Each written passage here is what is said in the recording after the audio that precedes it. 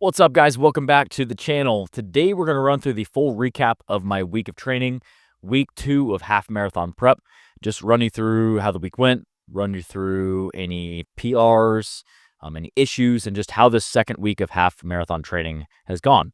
We are running this half marathon program for 12 weeks, just really documenting each week what we're doing, how we're improving, and how we're structuring things to not only run a fast marathon and set a PR, but also keep building strength and building muscle. That's really the key here is I'm not just looking to run, I'm looking to blend running and lifting in my program and really set the main goal of PRing my half marathon and hitting a 135 or a sub 135 half marathon in October, while still building and maintaining strength and ideally building strength and building muscle in that process. So my previous PR for my half marathon was 137.51.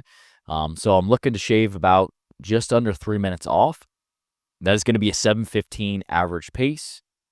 So I'm going to run you through Sunday through, I'm recording this on Friday, just finished up my last workout for the week because Saturday is a rest day. I'll record week 2. You guys will be watching this next week, but I'll run you through how my program went this week. So starting off on Sunday, those are the long run days. And we had a 6-mile run. So this is the second week of 6 miles. Each week we are not increasing volume really heavily. We're spending 12 weeks in this prep. We're really increasing running volume every 2 weeks. I find that increasing that running volume every 2 weeks really helps your body acclimate. It helps in this 12-week prep because we have time to prep for this half marathon. It allows you to acclimate slowly, really avoid the risk of running into injuries. Because if you increase your volume too quickly and you get too aggressive with a build for an endurance event, a lot of times you're going to run into these little injuries, little overuse injuries in your hips and your knees and your ankles and your back. And really, that just is going to stay there throughout the entire prep. So the key to building is building slow. You never want to increase mileage more than 10% each week. And that's a really good rule of thumb that you can follow. So this is our second week of running 6 miles, really easy 6-mile run. It actually wasn't easy because I was pushing a stroller at the lake this weekend. Me and my wife were talking that, we love to run together on Sundays, but we have our kids on Sundays. And the older 2 boys, they can stay at home, but we're not quite at the age with our 3-year-old that we're wanting to leave our 3-year-old home with our older 2 boys. So we always take them for the run, which I love. It's something that's really fun. But as the mileage starts to increase and we start to get into some of these longer runs, pushing a 30-some pound 3-year-old around in a stroller around a lake, is really probably not going to be the best option, especially as we start to get later into this prep, because we're going to start to build in mileage pace and repeats and stuff like that into these long runs. So, coming up here, we might have to go separate. That's something that if you have a significant other and you guys have kids, running can be difficult. It's something that we love to do together, and we try to do together as much as possible. That's why we bought a running stroller. But for this specific event, we're going to build up to running 9, 10, 11 plus miles and a given workout. It's probably not going to be the best idea to train to PR by pushing the stroller. So I will say though, if you're not training for an endurance event, like pushing a stroller around with your kid in it while you're running, when you do a run without pushing the stroller, you're going to feel like you have fire in your shoes. Like you're going to feel like you were just cooking. So that's a little life hack that if you have kids, push the kids around in the stroller for a couple months and then go run without pushing the stroller, and you're going to feel significantly faster. So 6 miles went really well. Super easy pace, trying to keep it pretty aerobic, especially at the beginning of our prep here. Monday's workout was an upper body focused workout, upper body strength workout. And all these strength workouts, we talked about this on the podcast a little bit, is that you need to focus on building muscle, keeping things heavy. We're not trying to just run. We're trying to lift and run and build into this prep by not losing muscle. A lot of times I'm lifting when I'm not in a half marathon prep, I'm lifting 5-6 days a week. This half marathon prep, we're only lifting 3 days a week. So it's really low volume for us. So each exercise, each set, each session has to really count. Every exercise has to have its purpose. So the way that we're really structuring things is the compound movements are at the beginning. We got 2, 3, 4 exercises that we're really trying to overload every single week. Train in that 6 to 8 rep range. As soon as you can hit a weight for 8 reps, it's too light, bump it up. As the workout goes on, that's where we start to increase the reps, increase the sets, start to decrease the rest time, do drop sets, rest pause sets, all those intensity techniques that are going to create more stimulus because you're not training as much. You can be a little more intense. As the intensity goes up with your training, the volume has to go down, vice versa. As the volume goes up with your training, the intensity has to come down. So, or in any given period of time, you can't always keep the intensity high and the volume high. Otherwise, you're going to burn out. So, Monday's upper body workout, focusing on incline bench press, focusing on the weighted chin up, focusing on a Smith machine shoulder press. Those are the three main compound movements that I'm really trying to overload. And then a lot of accessory work, chest flies, pin lay rows, bicep curls, tricep pushdowns, lateral raises, just to rack up some volume. Tuesday's workout was a Farlek speed session. I'm really loving these Farlek speed sessions right now. These are workouts that are intended to help you get used to that faster leg turnover. These are going to help you practice faster paces. So my race pace is going to be 7:15. That's what I need to run a 1 hour and 35-minute half marathon. So with these Farlek workouts and these tempo and repeat style workouts, the idea is you're running faster than your goal pace. And the way a Farlek works is there's never a rest period. So this is our second week of Farlek intervals. What we did for this week was a 800-meter run at 6:30 to 6:45 pace, so faster than my race pace. And then you jog 800 meters at a nice, easy recovery pace. I was running like 9:30 to 10-minute miles. I actually did this on the Assault Runner, and we actually got to do this together, me and my wife, Alyssa, which was really fun. And you repeat that for 3 rounds. It's not a ton of running volume. It's only 3 miles, so it's not like super long.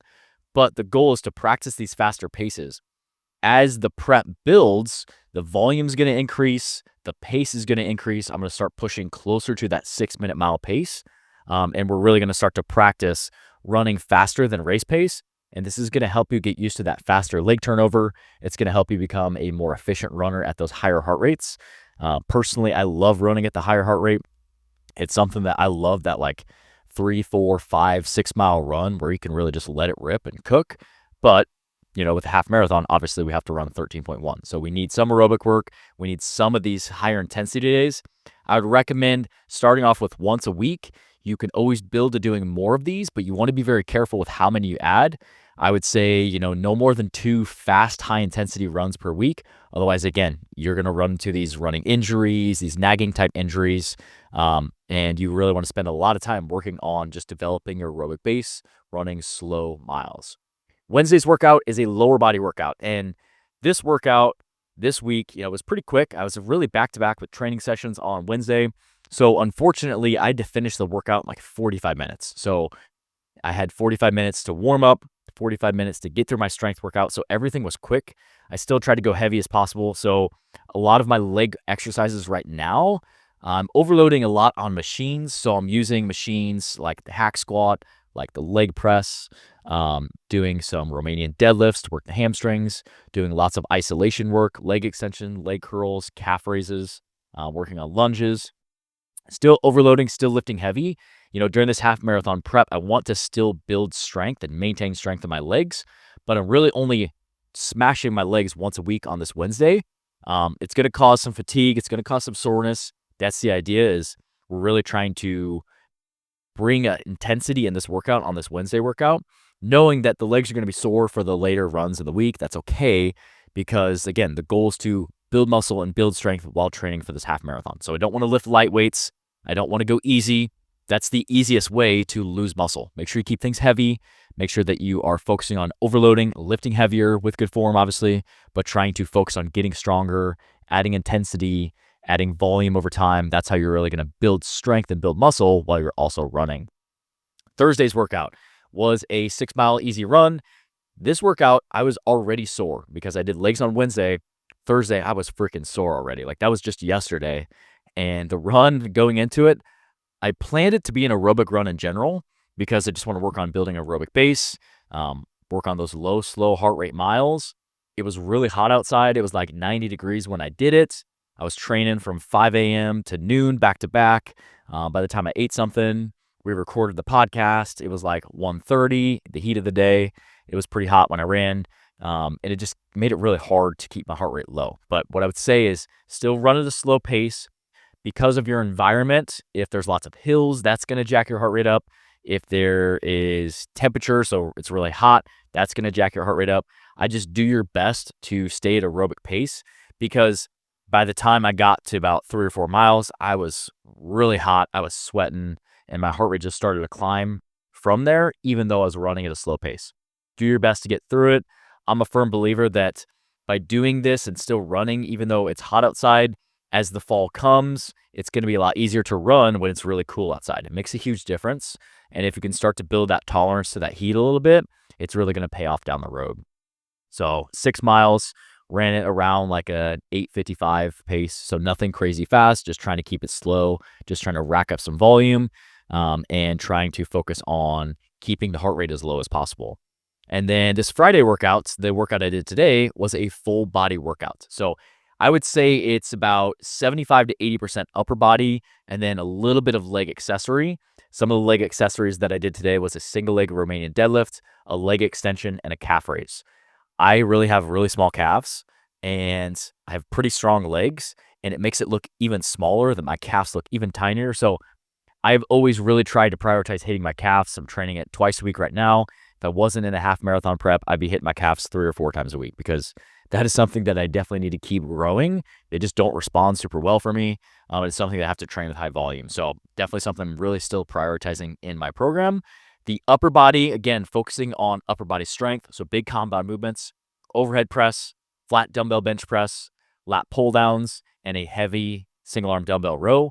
Big compound movements that I'm trying to overload and get stronger at as the workout goes on, going into some shoulder isolation, lateral raises, doing some upright rows, doing some chest flies, doing some bicep curls, overhead tricep extensions, doing upper body accessory exercises. Most of the accessory movements are in that like 8 to 12 rep range. That's kind of the bulk of where that is. The compound stuff is really in that 6 to 8 rep range. So most of my training right now is still heavy in that 6 to 12 rep range, even on the isolation exercises. So say I'm doing a chest fly, for example, on the Arsenal pec deck machine, and if I can get a weight for 12 reps, it's too light. It's time to increase that weight. So I'm still keeping it heavy for the rep range prescribed with good form. I think that's a huge mistake that a lot of people make, that, I do think that you can run and build muscle, but if you keep the weights light, if you don't focus on overload, if you're just doing the same thing over and over and over again, you're not going to build muscle. You're probably going to lose muscle. So you have to make sure that you are adequately adding reps, adding weight, overloading your muscles, and you're just constantly stimulating your body. Like I said, I'm only strength training 3 days a week right now, which is super low volume for me. I do find that training only 3 days a week for strength workouts, it really makes me kind of have that itch to get to the strength training workout. I feel that my muscles are pretty recovered by that point. So when I hit legs the other day, even after doing a fartlek workout, it wasn't a ton of volume. My legs felt fresh. I was ready to go. It was only 45 minutes, and I just put my head down and I just worked, and I was taking no more than a minute rest between my sets, and it just really tried to overload and lift heavy. So it really helps to focus on that and keep trying to build strength and have that intensity, because again, the goal is to build muscle, build strength while training for this half marathon. So this is everything that I'm doing. This is my past week of training. Tomorrow, Saturday, is a rest day. So it's a full day of rest. I'll be training all morning here at the gym. I have a bunch of clients back to back on Saturdays, and then it's family time on Saturday. So we always find that it works best in our schedule to take Saturday as a rest day.